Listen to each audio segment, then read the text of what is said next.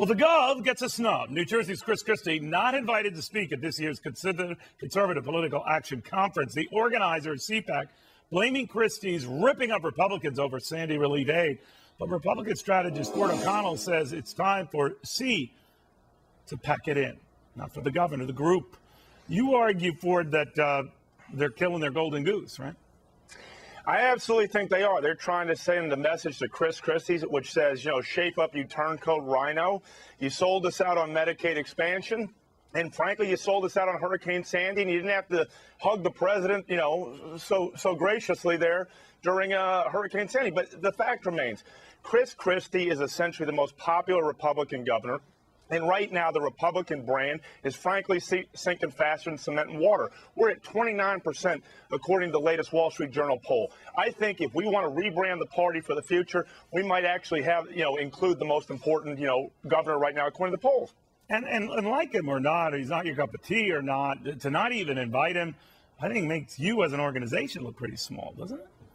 Well, I think it does, but it also feeds into that sort of mainstream media narrative that the Republican Party, the rebranding's faltering, and we're old, stodgy, stubborn, and inflexible. And here's somebody who's known as a no-nonsense guy who gets things done and appeals to independents, and dare I say even minorities on the Republican side. So it's kind of shocking here that at a time when we really need leaders to step forward, we actually have one who's got the kudos in the national polls, and yet we decide to snub him. I think that's a terrible idea, but I do think it could actually benefit Chris Christie if he wins re-election by 20 points in the state of New Jersey.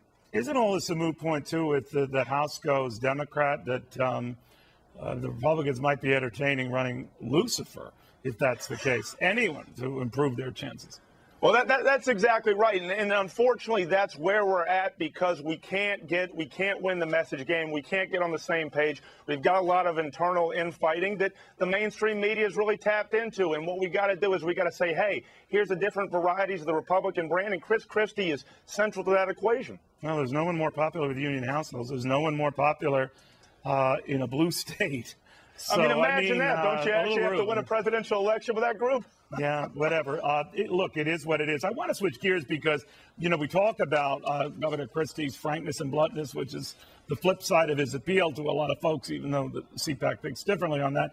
But, he was essentially cursing out John Boehner, who is famous for cursing out folks in his own right.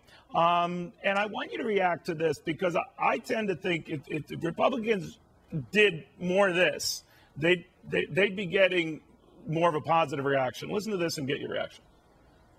We should not have to move a third bill before the Senate gets off their ass and begins to do something.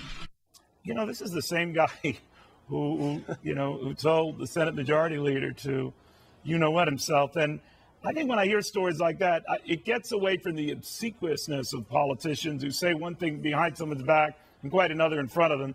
And here he was, actually, I know they don't get along, pulling a Chris Christie and being very in your face, very blunt.